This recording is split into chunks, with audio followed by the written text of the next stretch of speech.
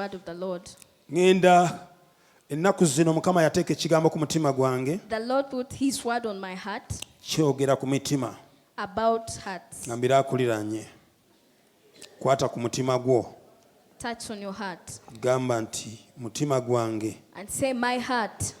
Mukama akwetaaga. The Lord needs you. Mutima gwange. My heart. Mukama akwetaaga. The Lord needs you. Amen. Amen. Duka ngenda ko enyiriri ngenda gaba nnyingiko. I shall give a number of scriptures. Nezo naziri mu kitabo kya Deuteronomy. Ky'amateeka. Ekyamateeka mu Bible ez'Oluganda ekyamateeka olwokubiri. Abafunye Bayibuli bw'oba omuliraanye muyambeko okubikula Bayibuli bw'aba tagimanyi. Ekyamateeka olwokubiri. Aliraanye bw'oba omuliraanye muyambeko. Tekiswaza ate tekitiisa.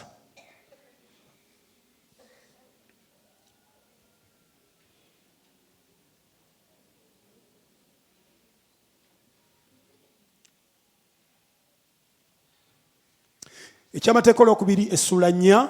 Deuteronomy chapter 4. Someraawo ennyiriri ezisooka 5. The first 5 verses. Ate onsomera olunyiriri olwa 29. And the 29th verse. Teekawo mu Luganda tulabe. Okay. Soma mukyala Lwemaza bubango kazinda. Ekyamateeka n'okutandikirawo. Ne kaakano Isirayiri wulira. Ne kaakano Isirayiri wulira. Amateeka n'emisango bye mbayigiriza. Amateeka n'emisango bye mbayigiriza. Okubikolanga. Mulyoke muba abalamu. Muyingire mu ensi Mukama Katonda abajjajjammwe gy'abawa. Muyingire n'okuyingira mu nsi Mukama Katonda abajjajjammwe gy'abawa. Temwogeranga ku kigambo kye mbalagira. Temwongeranga. Si kwogera. Kituufu. Temwongeranga ku kigambo kye mbalagira. So temukisalangako. Temukyongerangako, temukisalangako. Otyo? Mukwatenga ebiragiro bya Mukama Katonda wammwe. Mulyoke mukwatenga ebiragiro bya Mukama Katonda wammwe. Bye mbalagira. Olwokusatu. Amaaso gamwe galabye Mukama kye yakola olw'abali Pyoli. Kubanga abantu bonna abagoberera bali Pyoli Mukama Katonda yabazikiriza. Amaaso gammwe n'okukiraba gaakiraba Katonda kye yakola bali Pyoli abategeeza abantu abasinzanga bakatonda abatali Katonda ali mu ggulu. Yabazikiriza wakati mu mmwe. Katonda yabazikiriza nga mulaba. You were witnesses. Amina. Otyo? Naye mwabeegatta ne Mukama Katonda wammwe. Wabula mwabeegatta ne Mukama Katonda wammwe. Mukyali balamu. Mwebaze Katonda si ekyomwana kikubireko ne mu ngalo. Appreciate God for that. Bino ebigambo yali abisomera abaana ba Isirayiri yali Musa ng'ali akutta abaana ba Isirayiri bali mu lugendo bagenda mu nsi ekulukuta amata n'omubisi gw'enjuki. Moses was reading abakoshoninga nti bwe tubanga tunaalya Katonda bye yasuubiza. If at all we are to Bwe possess tubanga the promises tunaatuuka of gye God, tugenda to reach our destinies, tukwate ekigambo kino. let's know the commandments of the Tuddeyo Lord. tukwate ekigambo kya Katonda. Let's hold the commandments of the Lord. Nti mukyali balamu. Mwe mukyali balamu. Buli muntu kumwe leero. Olwokutaano. Laba. Mbayigiriza amateeka n'emisango. Nga Mukama Katonda wammwe. Bwe yandagira mukolenga. Agambe Katonda wammwe Katonda wange. Katonda wange. Bwe yandagira mukolenga. Bwe mutyo wakati mu nsi gye muyingira okulya. Luweddeyo olwokutaano luweddeyo. Kati duka ogende ku 29 kubanga ngenda kwogera ku mitima leero. Run very fast to verse 29. 29. Naye nga muyima eyo. Bwe munoonyanga Mukama Katonda wo. Bwe muba mutuuse ne munoonyanga Mukama Katonda mmwe. Onoomulabanga. Ojja kumulabanga. Bw'onoomunoonyanga n'omutima gwo gwonna. Naye nga tumaze okulaga ebiragiro bino. Njagala osooke totuuke mangu. buukamu osooka osoma olunyiriri olw'23 tukkirire wansi First read verse 23. Ekyamateeka essuula 4 olunyiriri 23. Mwekuumenga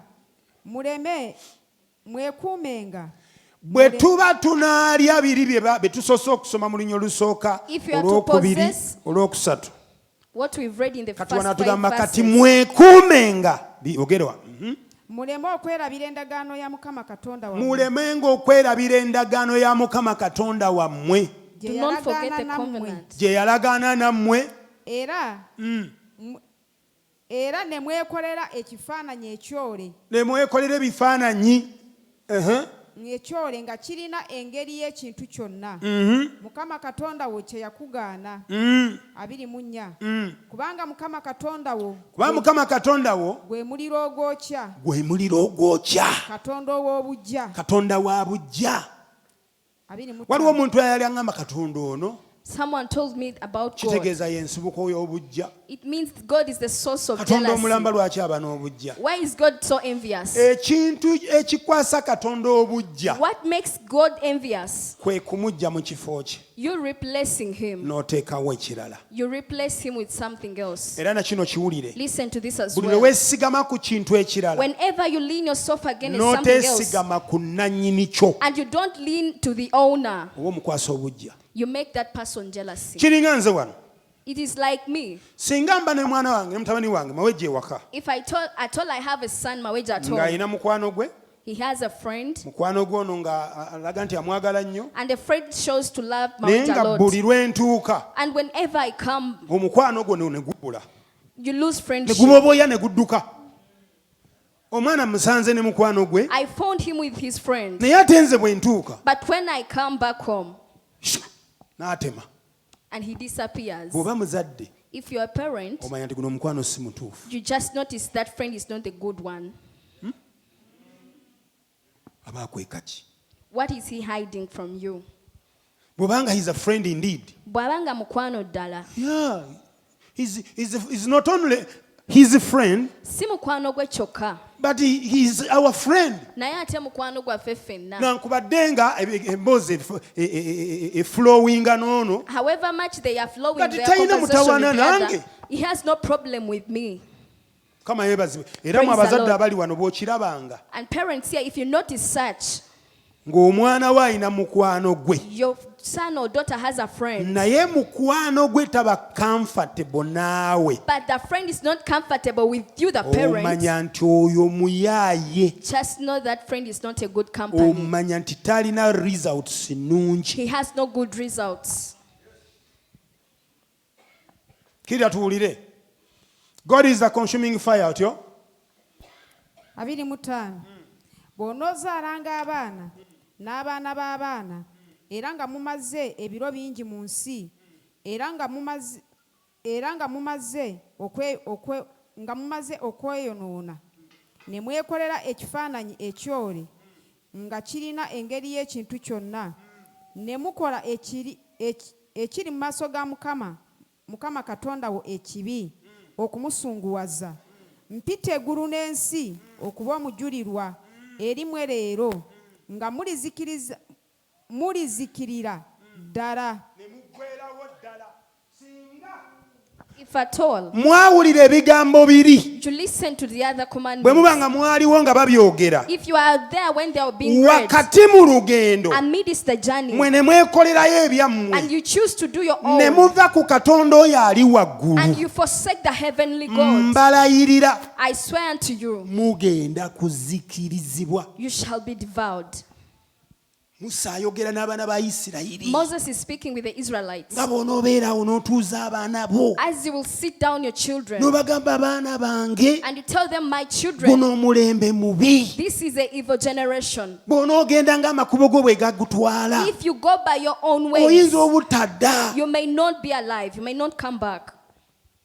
mukama yeebazibwe Praise the Lord. taata wa ddimba yanyumiza Mr. Wadimba told me waliwoko omwaka gwali gwa 2010 in 2011, waliwo akeegugungo kaali eyo mu kabuga bakayita Hackney eyo mu Bungereza. There was a strike in London.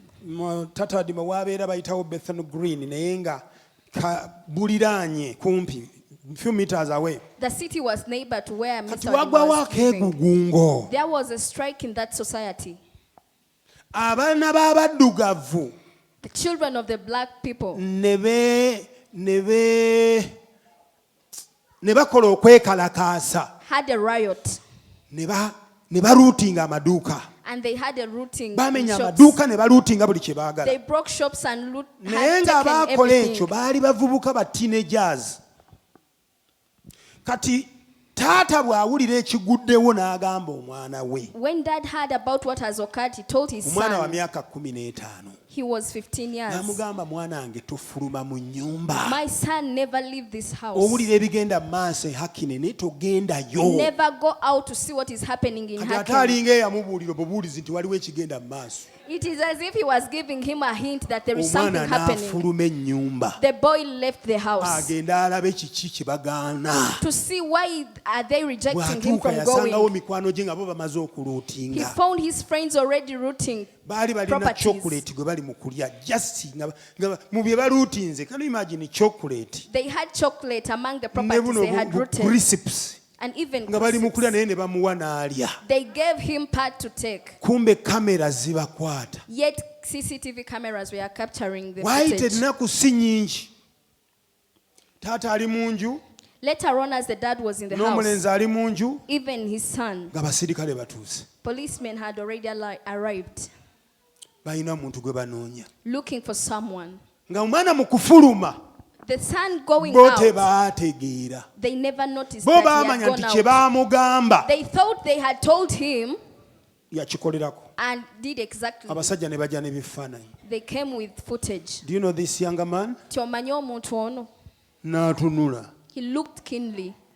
Ah, this is my son. Nti ono mutabani wange. Namugamba he was involved in the riot. Nti naye yeetaba mu kwegugunga okwaliwo. N'amuyita Joseph, He called him, Joseph, come. jangu owulire bino. Come and listen to this. N'ambuuza wagenda e Hakine? Did you go to Mwana Hackney? n'atunula wansi. He looked downwards. N'amugamba nakugamba ntya? He asked, what did I N'atunula tell you? wansi. He had no answer. N'agamba abasirikale nti wuuyo. He gave him into the hands of the policemen. Teyafukamira mbu yeegayirire bannange mu nsaasa. Bagamba bugambe nti wuuyo. He just said, take him. Era ne bamutwala. And they took the boy. Musa abagamba Moses is telling to them, nti mulizikirira you shall be ne devoured muggweerawo ddala. and be destroyed Kubanga completely. ekintu ky'okola Because what you're doing, okimanyidde ddala. you exactly know what you're doing. Omanyi ne consequences You zaakyo. know the consequences of what By the way you're kino doing. kankibagambe. Let me say this as well.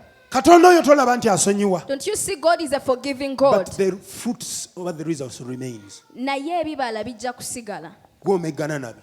You shall struggle with them. Sobola okwonoona You may sin n'oddayo n'oyenenya and repent, n'ovaawo ng'era osonyiziddwa. and you be forgiven. N'oddamu n'oyonoona You sin again, ne weenenya you repent, n'ovaawo ng'osonyiyiddwa. and you're forgiven again. Naye kino kye wakoze nayo yabadde ensigo. But you had a seed you sown. You face and suffer the consequences. mu Ojja maaso awo. kulaba ekiva mu nsigo eyo gye bujja. Kira tulabe. temulizikirira ddala mangu ku nsi gye muyingira gye musomokera Yoludaani okugendamu okugirya. Temuligimalako nnaku nnyingi naye mulizikirira ddala. 27 Era Mukama alibasaasaanya mu mawanga. Alibasaasaanyiza mu mawanga. Era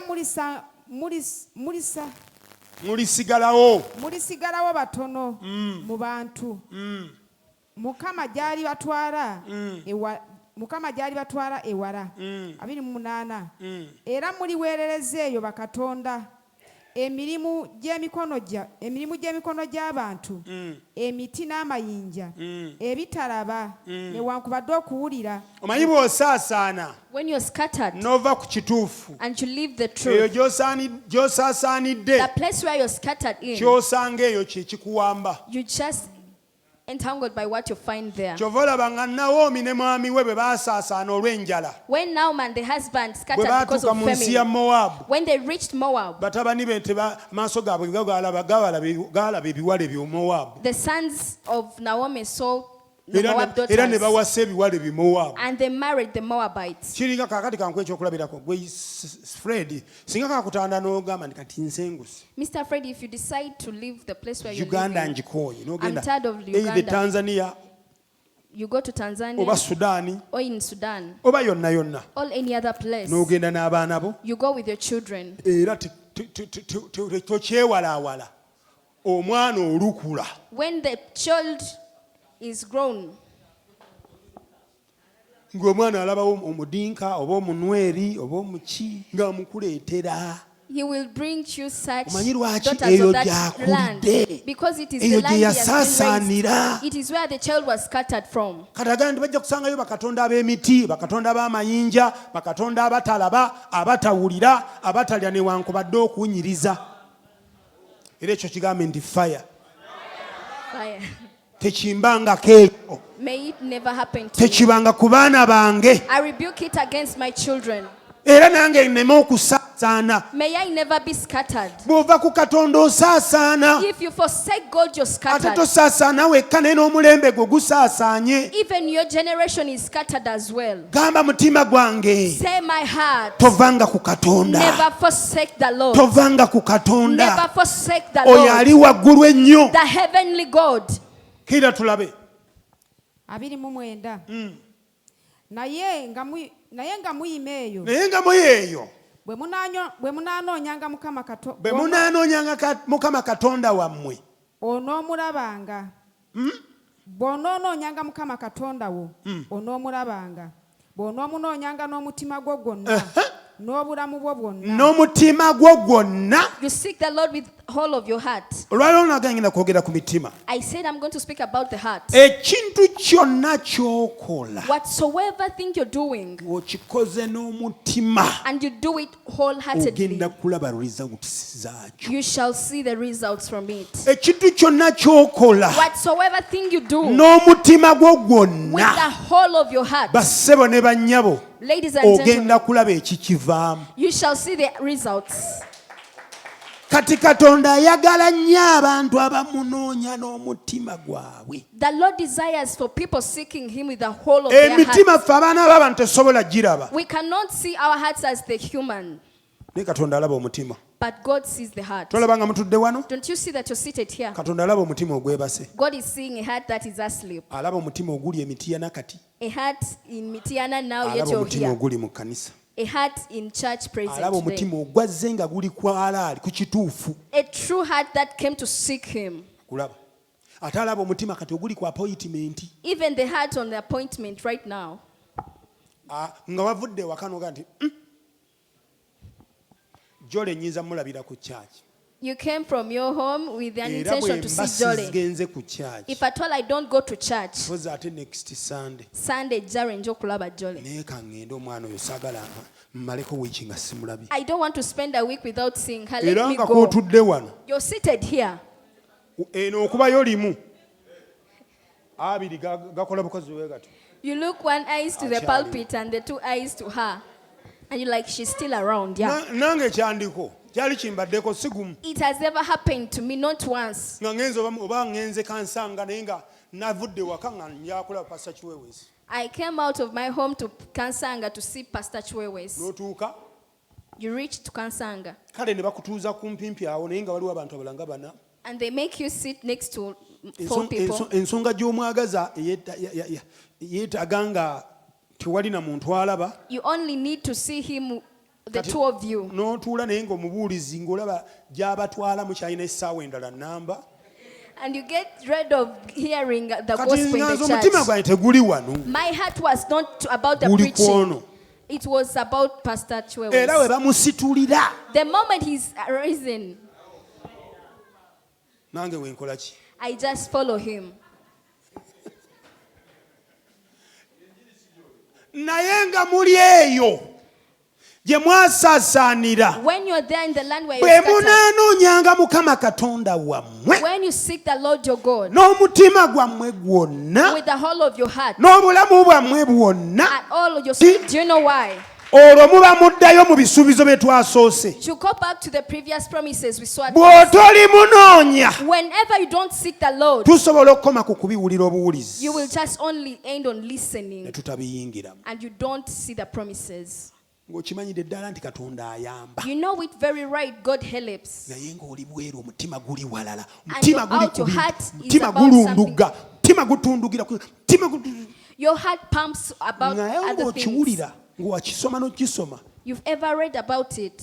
timbatwala I'm taking you. batwala mu nsi I'm leading you to the gye mugenda land okwalira where you will be gye multiplied, mugenda okulya where you will eat n'okunywa munywe and drink. gye mugenda okuzaalira You abaana have gye children. mugenda okweyongerayongera You'll be multiplied. naye omutima But your heart, omutima gwo gulengerayo does your heart see where the Lord is buuliza leading akuliranye you? omutima gwo gulengerayo Ask your neighbor, does your heart see where the omutima Lord gwo is leading? gukyakkiriza katonda oyo nti akisobola Does your heart still believe that God is capable? soma tudduke mu ssula ey'omukaaga okuva ku lwokuna tuuka ku lw'omusanvu Deuteronomy chapter 6. mutima gwo Your heart. Ekyamateeka essula 6 okutandikirawo. Kale nno kino kiragiro. Amateeka n'emisango Mukama Katonda wammwe by'abalagira okubayigiriza mulyoke mubikolenga mu nsi gye musomokera okugendamu okugirya. gwano teekawo ya luzungu kubanga ng'oluganda tumulina Olwokubiri otyenga Mukama Katonda mugambe kusoma lwakuna mpaka ku lwamusanvu ssula y'omukaaga soma lwakuna mpaka ku lw'omusanvu olunyiriri olwokuna. Wulira gwe Isirayiri, wulira Isirayiri Mukama Katonda waffe ye Mukama wo, ye mukama wo otyo ye Mukama omu. ali omu Era onooyagalanga Mukama Katonda wo onoomwagalanga bayo katonda wo n'omutima gwo gwonna n'omutima gwo gwonna n'emmeeme eyo yonna n'amaanyi go gonna. n'amaanyi go gonna. Era ebigambo bino kulagira leero ebigambo bye nkulagira leero binaabanga ku mutima gwo. birina okuba mu mutima bye twasomye mu ssula ey'okuna What we read in chapter 4, olunyiri ezisooka ze the twasomye first 5 verses we ebyo read. byatulagira wano bwe bitabeerawo If you don't have that tuba commandment in your heart, bannanfuusi then you are a hypocrite. era abantu bangi tuli bannanfuusi Most of us are hypocrites. twabadde n'ekisa kyawo nga tukola study We were with Pastor Sacha doing a certain study. uganda tuli abantu obukadde 4 wakati wa 46 na 49 We are between 46 to 49 millions of people in Uganda. abalokole abapentekooti tuliko ebitundu 13 Born again, who are in Pentecost, we are 13%. 13%. We occupy 13%. And that is equivalent of how many people? 5 millions. Million tano ez'abantu. But out of the 5 millions, Naye mu bantu miliyoni 5, the true born again, abalokole abaddala abatuufu, it is believed nti bali either between 2 and 5%. kikkirizibwa nti bali wakati wa 2 oba 3 ku 100. According to the statistics. Okusinziira ku mbalirira. Then, what is the 2 or 5% of the 50 million? Of the 5 million? 2 oba 3 ku miliyoni 5 zo ziriwa. Mathematician abali wano. Mumpe mangu answer.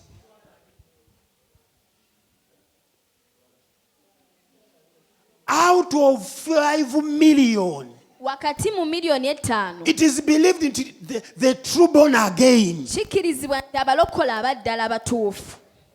They are between 2 and 5%. Oba nange mwendi. Bali wakati wa 2 ne 3. I don't know even I'm inclusive. Eggulu bwe babirira bamwanyaga mwendi ndowooza. If the heavens really see, I think I'm part Mukama of yeebazibwe. them. Praise the Lord.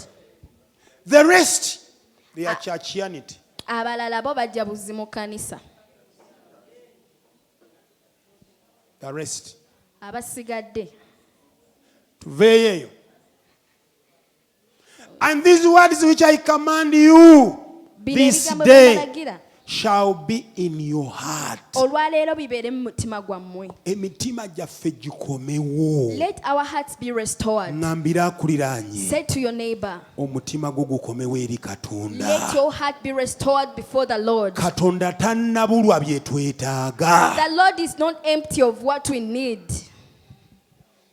Ye Yesu yatugamba mu nsula ey'omukaaga ey'Amatayo Jesus said in n'atugamba Matthew atya. 6, So ey'omukaaga akanyiri akasatu mu esatu. seek first the kingdom of Ti naye the Lord. musooke munoonye Seek first obwakabaka bwa Katonda, the kingdom of the Lord obutuukirivu bwe bwonna, and the righteousness of the Lord. ebisigadde mujja biraba nga byereeta. The rest shall be added unto you. Munaddamu amiina oba munaasirika. Amen. Munoonye obwakabaka, Seek first the naye kingdom. okunoonya obwakabaka But seeking the kingdom, omutima gulina okuba nga guli set your heart must be set. oyo nannyini byo. Kubanga wuliriza, Because listen, ne bwe mba nga ndi wakukwatibwako leero if I told them to be touched today, nkweyo emitwalo ebiri, to give you 20,000, sizikuwala kuba nti tweddira gumu, I don't give you just because we had the same totem. sizikuwa kubanga ondabikidde bulungi. Not because you've looked beautiful Katonda before yaba me. mpuushinze njikuwe. The Lord has pushed me to give Katonda you. mpulira nga waliwo ekimbugu I feel the ekinsula power ekyo inside yooyo. me, the heavenly God.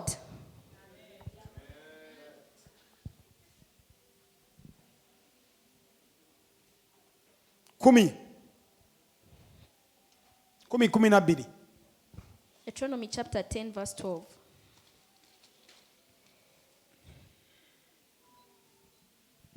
Ekyamateeka 10. Leero ngenda kumala mangu kuba tugenda kuba ne meetings ez'ensonga zino zetwayogeddeko. 10:12 otyo. Ne kaakano Isirayiri, Mukama Katonda wo akwagaza ki wabula okutyanga Mukama Katonda wo. Olowooza akwagaza ki? What do you think the Lord desires from you? Musa agamba baana ba Isirayiri, The Lord is, Moses is telling the Israelites, ekibajjisa mu nsi ey'obunyage Katonda abaagalako ki? what does the Lord need from you getting out of the Mwe land mulaba of Katonda slavery? abuliddwako ki gwe kyogenda okwongerako? What do you think you can add unto the Lord? Konte gwolowooza Katonda akwagaza ki? Ogenda mufumbira mmere? Are you going to prepare meals for the Lord? Gw'osobola okukamula obutunda bwa Katonda? Can you give him passion fruit for him? Gw'ogenda okumwokyera kasooli? Are you going to prepare him maize? Kale abuuza ate muddeemu tukomewo muddeemu akategeera muwooza Katonda abaagaza ki? What do you think the Lord requests from you? What does the Lord thy God requires of you? Kiki Katonda ddala ky'abaagaza? But to fear the Lord Okumutya thy God, Katonda Mukama. not those small gods, Saabo bakatonda not abatono. that boyfriend. So oyo muganzi wo. Abantu abasinga obungi mwogera bulungi nga muli maaso g'abaganzi bammwe. Most of you speak very sweetly before your boyfriend. Eddoboozi That sweet, soft voice. Mukwano nsinse kulaba. Love, I'm so glad to see you. N'olukulunguusa eddoboozi n'oli sweet. You soften and sweeten your voice. Kakube kuwaayo. Abasinga obungi ebinene mubiwa baganzi bammwe. Most of you give a big Omanyi upgrade lwaki? to your lovers. Do you know why? Mubatya. You fear them. Be musuubiriramu bye mwagala. They're the ones you expect of what you need. Njogera mazima. Am I speaking the truth? Mwagala baganzi bammwe okusinga Katonda. You love so much your lovers more than God. Mukama nnyambe tubeerewo ng'ono ku kwanjulako. May the Lord help me to attend your introduction. Katubeere balamukirifu. Let us leave, Mr. Cliff. Tujja kulaba We shall omukwano kye gukola. witness what love does. Mulina emikwano baba mujja otuula wali. You just sit. Mujja kutwala mafiriigi mutwale tanka Tankers. omutwalo gwa taata yasaba omutwalo gwa bukadde butaano. The dowry 5 million to the dad. Nga tuli mu kyaki wano okukugyamu emitwalo 5. Now to get Ntaga okuba nga 50K from you in the twasiibye. church, we must be fasting. Naawe okimanyi. You know it very well.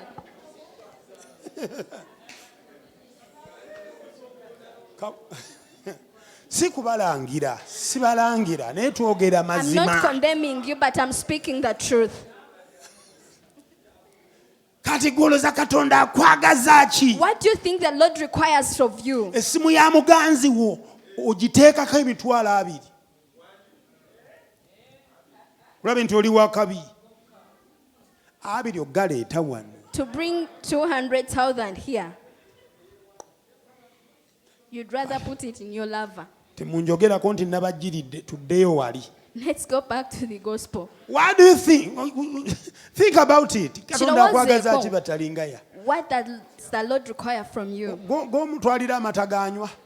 Do you take him milk to take? To fear the Lord thy God. Okutya Mukama To walk Katonda. in all his ways. Okutambulira makubo ge gonna. And to love him. Ate n'okumwagala. Katonda naye ayagala love. The Lord requires love. Not only to walk in his ways, Si kutambulira makubo ge even kyokka. to love him. Naye n'okwagala Mukama What do Katonda. you do in loving? What sign do you do? Kiki kyokola okwagala kujjako okujja wano mumukaabirira? What signs do you show to him that you love besides come and weeping him before? Tetugamba nti mulekeraawo okujja omukaabirira naye We are not saying do not come and okola weep ki before the Lord. ddala kyolaga ddala mutuufu Katonda ankola ki? What sign have you ever done to prove your Nga love to bw'onoolaga oyo God? gw'onooyanjula. Just like the sign you will give to someone you're betrothing. Abakuwerekerako bagenda bavuna nabo osasula basasule n'agenda ng'avuga ekeesi omwagalwawo eriko ekigambo yeno bigambo waliwo ekiriko Emirates agambye Your loved one is saying, your lover is saying, nti eno yebatwala this is what is taking you, Emirates. mugenda kuflyingira mweno You're going to fly using Emirates. era eno tikiti ziri muno And this mugendera has mu tickets Emirates. inside. You're going using Emirates. Enduulu nevuga.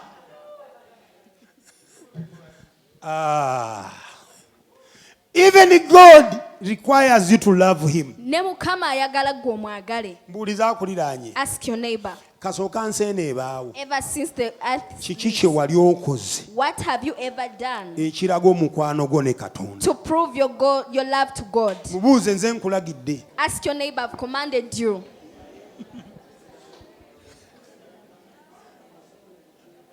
And not only to love him Si kumwagala kyokka, and to serve him. n'okuweereza Mukama. To serve the Lord Okuweereza Mukama thy God Katonda with all your heart. n'omutima gwo gwonna.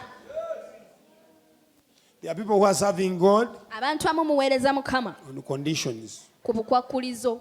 Nze Mukama nkuweereza. Lord, I'm serving you. Omanyi kye neetaaga. You know what I need. Geza oleme bimpa olabe. Just there not to give me, Nze will Mukama see. naawe okimanyi. You know it very well. Abanjayanira bangi. I have a lot desiring for me. Gweweereze Katonda on condition. You to serve God ku bukwakulizo. Bane mweyagadde. Tusomere wamma mu Luganda.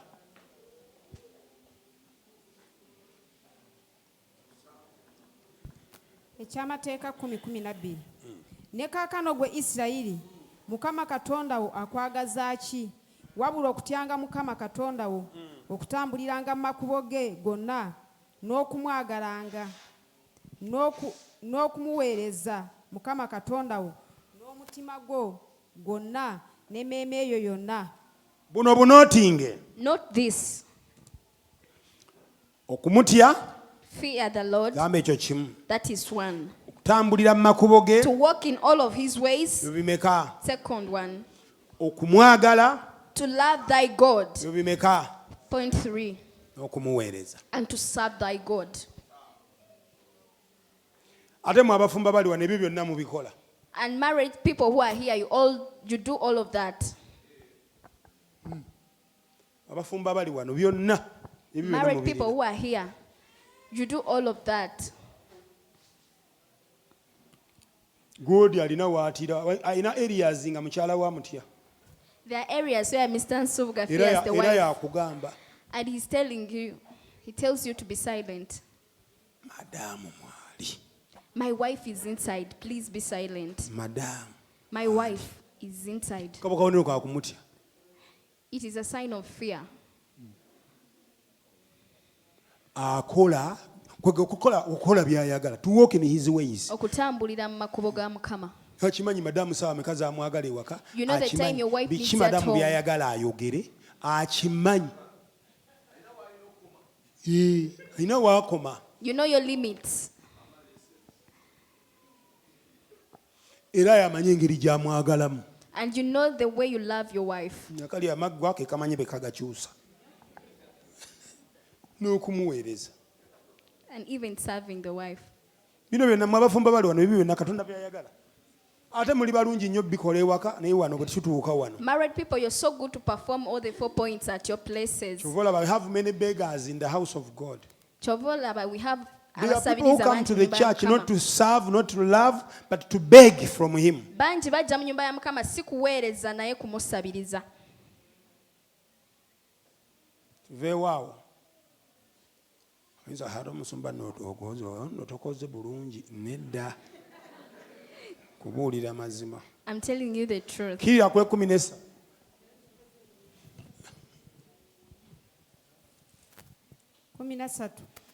Okwekuumanga ebiragiro bya Mukama n'amateeka ge. Ebyo ebiragiro twabirabye. Ate na wano weebiri singa twasomye okuva lwe lutandikira. Nawo weebiri. Bye nkulagira leero olw'obulungi bwo. 14. Laba Mukama Katonda wo ye yennyini ggulu. Ye nannyini ggulu n'eggulu n'eggulu erya waggulu. Ensi era n'ebigirimu byonna. Ensi n'ebigirimu. The earth and all its belongings. Ensi n'ebigirimu byonna. Byonna ye nannyini ggulu. He's the owner of the heavens and the earth. N'ebigirimu. And all the earth belongings. Kaakati gwe obwongo bukugamba nti ate gwe oyagala ebintu byamu nga Now your biriko mind nnyini is byo. telling you to love the properties of the earth, yet it has the owner. Okujja ng'oli mubbi. You're a robber, true. Tolina w'obijja okujja ng'oli mubbi. You Era cannot bonna get ababirina from nga anywhere. tebayise mu Katonda Those who possess batunuulire. properties Babbi. without God, you're robbers. Yesu kyava agamba nti bonna abansooka baali banyazi era baki ababbi. Jesus said, those who are after me, before me Bakuula are bukuuzi robbers. for survival. But in the end, era bitandika okuddayo. Munkomerero, it is all restored back to Abali the ku owner. mukutu nina akafaananyi ke naweereza akabadde k'abantu babiri. Mwakalabye? I sent a picture on our WhatsApp platform. Mwalabye omwana omulenzi oyo nga yamba alinga omuwala? Did you see that son who looked like a daughter? Amulabye? Did you see him? Obwedda bino bye ndowooza. This is what I was thinking. Kitaawe His father alina acres and acres of land. possesses acres and hectares of land. Kitaawe His father alina companies ez'amafuta nezaki. owns petroleum Neekubamu companies. akafaananyi taata ono ng'avuddewo I imagined when the father is dead, ku mwana oyo kubanga alina omwana oyo atya. because he has only one Oyo son, omu. only him as a Mwe child. abali ku pulatifomu yaffe mwamulabye. Those who are on the WhatsApp platform, you saw that picture. Eyo y'entandikwa That is the genesis y'ebintu okugenda. of We everything don't to be own destroyed. things here nga toli mu Katonda. Tebakulimba. Era nze kambabuulire baana ba Katonda. Let me tell you, children of God, Ebintu byo bwe biba binaabeerera if you have permanent nga properties binaagenda ku mulembe oguddako. to be received to the next N'omulembe generation, oguddako gubyongereko. even the next N'omulembe generation, oguddako gubyongereko. even the next generation to kukola add ebyo on bye to that, nkugambye. you must perform what I've told you. Kasovaawo If you live, geza ofe olabe. you just there to die, you will see. Bw'ofanga There to ofunanga die. awantu w'olingizako katono. Have a place just to peep and see. Olimbuulira ekigenda mu maaso. You will tell me. Pawulo yagamba ng'abuulira ab'e Galatiya n'abagamba bantu mmwe Paul told the Galatians, temulimbibwalimbibwanga. never be deceived. Katonda tasekererwa. God is not mocked.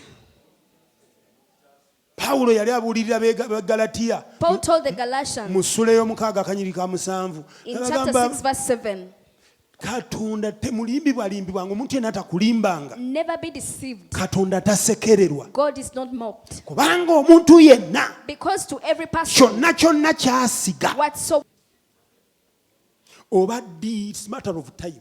kaseera buseera Oba tukitwala. ddi, It is a matter of time. whatsoever you sow, Buli kyonna ky'osiga you're gonna reap it. ogenda kikungula. Emitima Our hearts, tugize eri Katonda. let's restore them before God.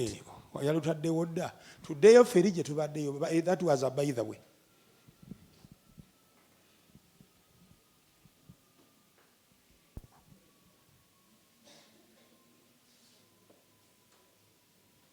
Obadde okumekula kumeka? Era 14 obadde omazeeko nti ensi n'okujjula kwayo byani?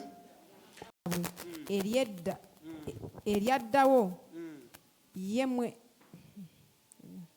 kanziremu 15. Mukama yasanyukira busanyukizi bajjajjaabo okubaagala, n'alonda ezzadde lyabwe eryaddawo, era mwe okusinga amawanga gonna agaleero. 16. Kale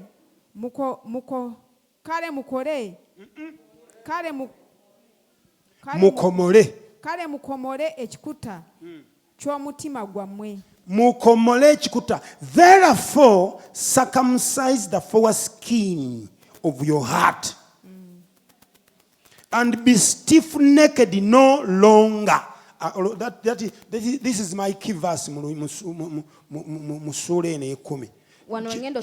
Kisome bulungi mu Luganda. Agamba nti kale mukomole ekikuta ky'omutima gwammwe. Mukomole ekikuta ky'omutima gwammwe. So temubanga nate bansingo nkakanyavu. Temubanga bansingo nkakanyavu. Omutima. Waliwo abantu g'omutima. There are people with their hearts. Wagusabikako ekintu ekirala. You wrapped it with something else. Kati ekyo kyayagala akukomoleko. It is what the Lord desires for you to circumcise. Kiina bye kibisse. It is covering certain things. Kiina bye kikwese. It is hiding certain things. Don't ever allow your heart Tokkirizanga mutima gwo to have a foreskin. okuba n'ekikuta ky'ebweru. It is not God to circumcise the foreskin of your heart. Katonda si ateekeddwa ate okukomola He is commanding you to circumcise. akulagira gwe It mwennyini is you gwe weekomola to circumcise that foreskin bwakomola ekikuta ekyo of ekiri the ku heart. mutima gwo. And be no more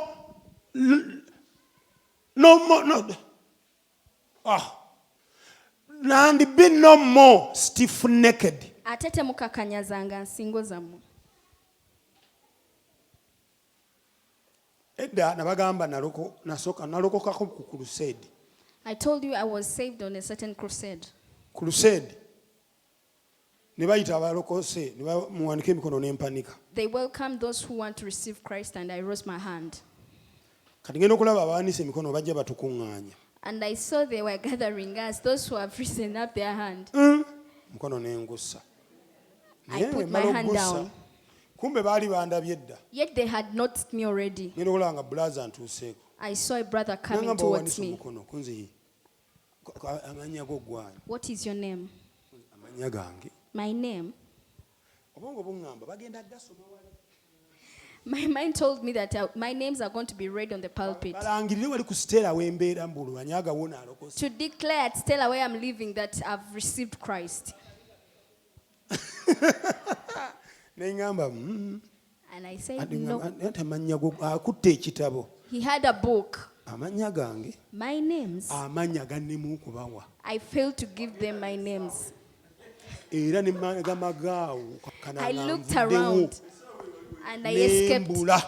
I escaped. Kiseera ekyo ensingo yange yali ekyali nkakanyavu. By then my neck was still stiff. Nga sibirokokayo. Kubanga kale enjiri yali ennyumidde. I enjoyed the gospel, right? Naye ekyokuwaayo amannya gange. But giving my names to them, ne mbabulako. I ran away. Era saalokoka. And I never received Christ that day. Emyaka gyamala kuyitawo emirala egyo After some 2 years, nze neereeta I brought myself in the church.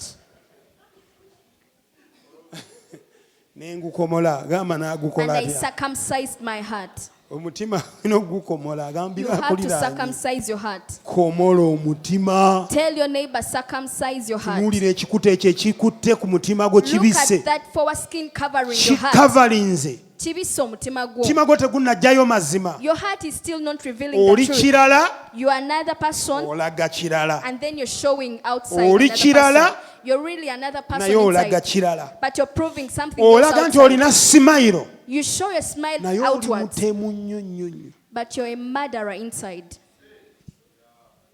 oli mubbi You are a robber inside you. naye bwolaga simayiro sanyisa obbalaba We are so glad to see you. Very anage happy. mubuzi olowooza You are lost.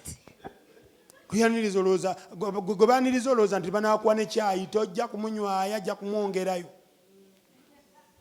bannange ndabyo bakati nkole ntya What oba can I do? ntandikire Where wa am I even beginning from?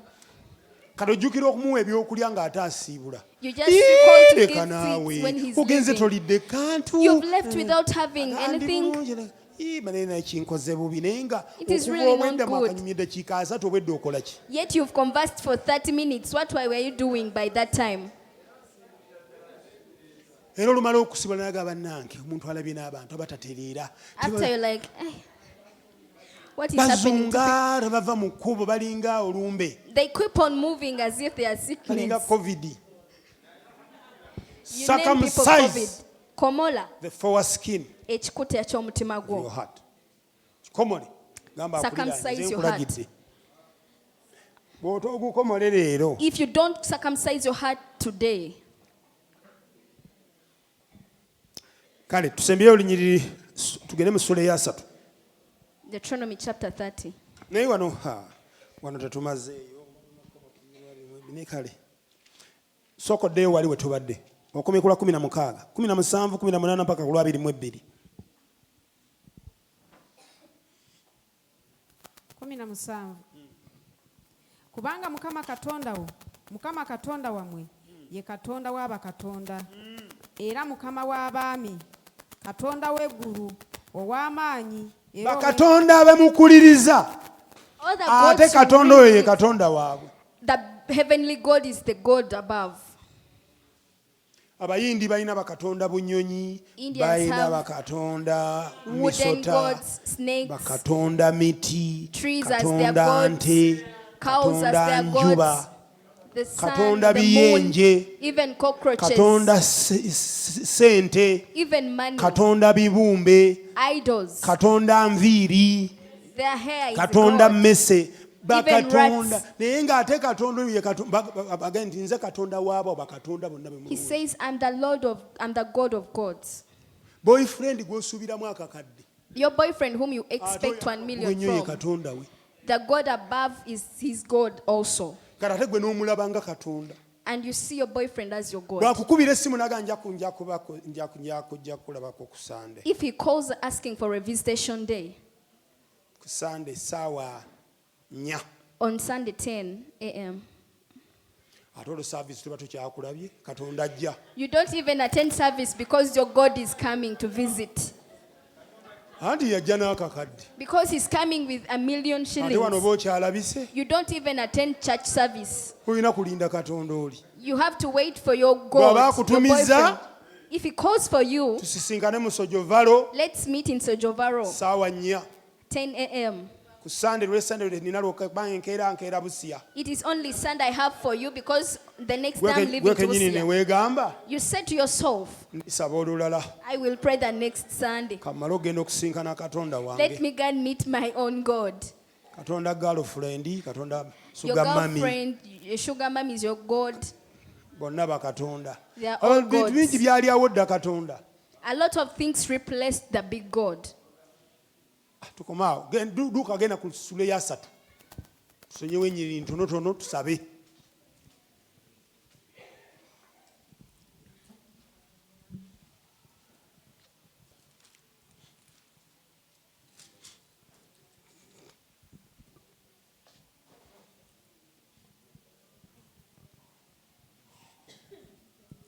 some kuva ku lw'omukaaga mpaka ku lwa 10. Deuteronomy chapter 30, verse 6 to 10. Era Mukama Katonda wo alikukomora omutima n'omutima gw'ezzadde lyo okwagalanga Mukama. Sooka osome okuva ku lusooka. Sooka osome olusooka olwokubiri. Kale tusome kuva ku lusooka mpaka ku lunyiriro lw'ekkumi. Awo olunaatuukanga ebyo byonna bwe birimala okujjira omukisa n'ekikolimo byentadde mu maaso go, naawe bw'onoobijjukiriranga mu mawanga gonna Mukama Katonda wo gy'akugobedde, n'okomawo eri Mukama Katonda wo. And you return to the Lord your God and obey his voice. Otyo n'ogondera eddoboozi lye nga byonna bwe biri bye nkulagira leero, gwe n'abaana bo n'omutima gwo gwonna, n'omutima gwo era n'emmeeme eyo yonna. Kati wuliriza, Katonda tatuyise ffekka. The Lord is not calling only Kibula us. Katonda adiiringa na He families, deals namaka. adiiringa na mutima He deals with the heart. na family. Namaka. Mutima, The heart. family. Namaka. Katonda tayagala nze nzekka, God does not only desire me ate abaana mbaleke emabega. to leave my children behind. No, Nedda. kyova olaba kisa kye ky'okola That's why Pastor Sache, whatsoever you okikolera mu do nzikiza, in darkness, abaana bo bajja kigabana. your children will share part of it. Ne bw'oliba wafa dda, However much you'll be dead. omusajja gwe bayita Kezekiya Hezekiah yagenda n'alambuza Abababirooni showed the ebibugagga Babylonians byonna, all the riches. n'abibalaga byonna, He showed the Babylonians the wealth. olw'okuba Katonda wa buggya. Because God is envious. Kwegamba mu kifo ky'okusinza Katonda Instead of worshiping God, n'ayagala alage bano mundabye, he wanted to prove them n'abalaga sitowa power. z'emmundu. He showed them the stewards of the In other granary. words, n'abeeyambulira He opened himself naked before them. by'atalaganga Katonda yabiraga Abababirooni. Whatsoever he has not shown God yet, Waliwo he abantu shown nga them to the by'otokoleranga Babylonians. Katonda olina b'obikolera. Some people are not doing certain things for God and you're doing Bayibuli it to egamba nti people. malayika Mukama n'amutumira The Bible says the Lord sent him n'amubuuza nti bakyabo, and asked, who are them? Who are those you're showing my ti wealth? basajja bavudde mu nsi ey'ewala. Men from a far country. Wa Where exactly? bavudde Babilooni. From Babylon. Bwe bazze wano bakoze eki? What have they come to do here? What have they Badde done in bazze the land? kundabako kunjozaayoza kunkulisa kuwonya bulwadde. They came to congratulate me. Yeejjukira nga Katonda yamuwonyezza. Remember, the Lord had healed him. Mukama n'amubuuza nti Lord balabye questioned, kiki kye balabye wano, kiki What? ky'obalaze? What have you shown to them? Kezekiya n'amugamba nti siina kye sibalaze. Hezekiah said, I've shown them everything. Siirina kye sibalaze. There is nothing I've not shown to them. N'amugamba nti okoze eki? What have you done? The Lord asked.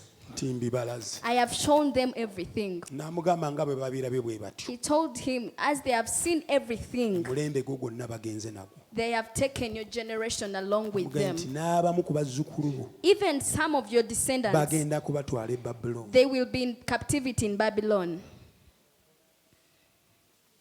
Be bantu bano be tusomako mu Yeremiya.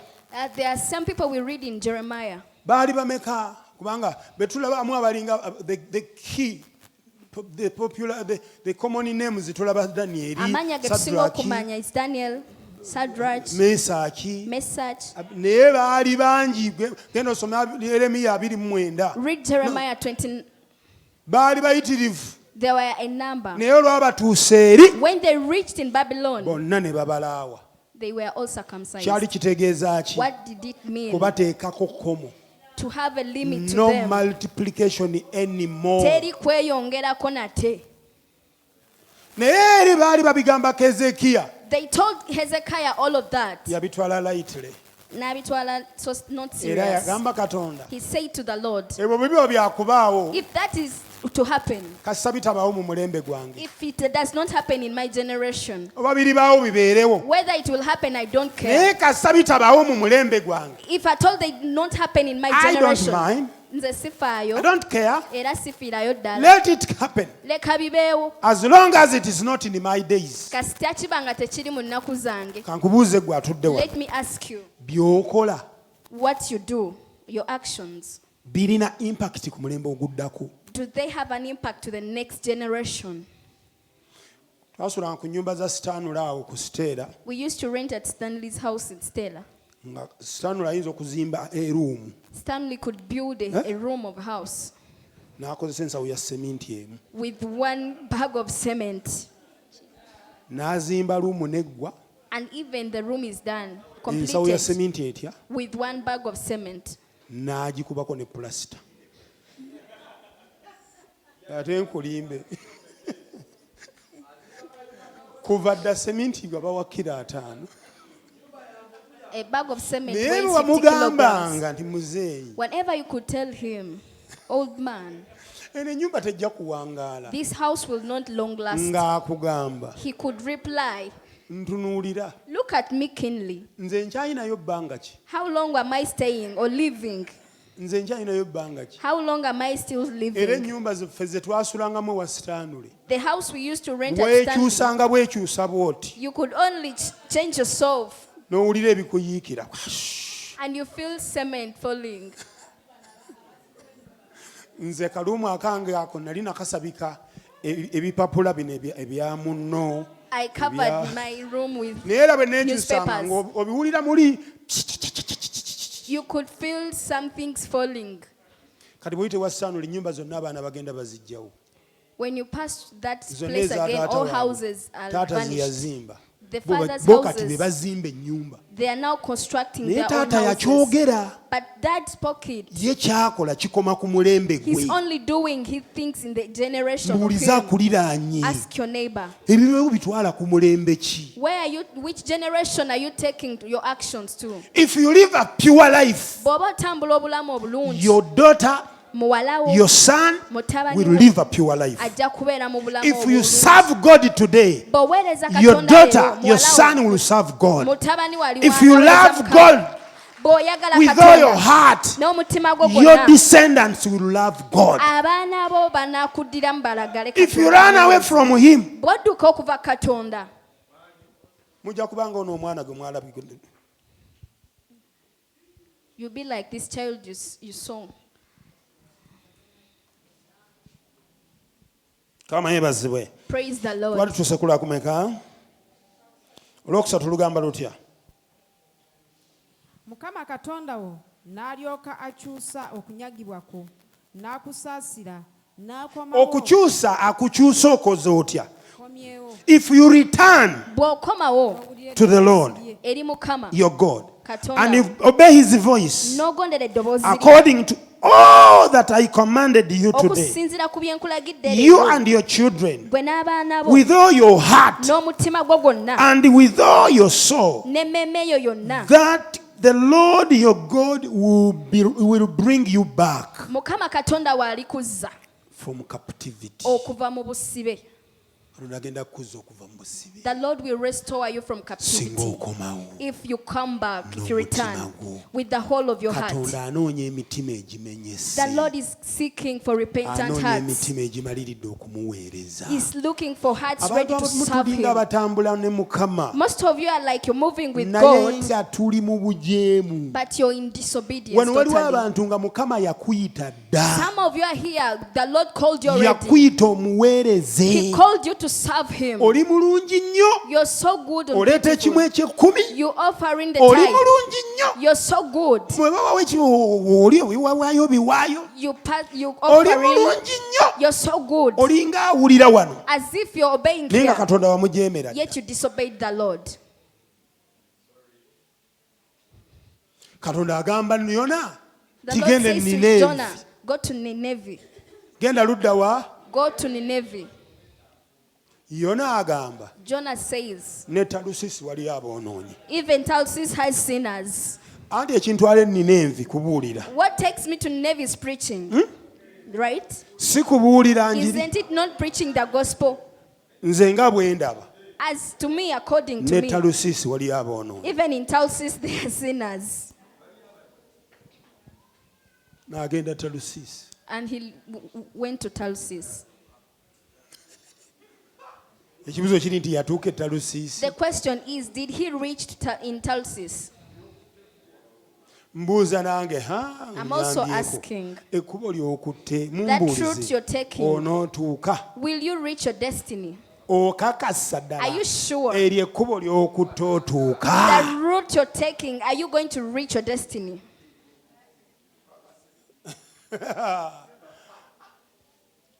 Naye kankome wano.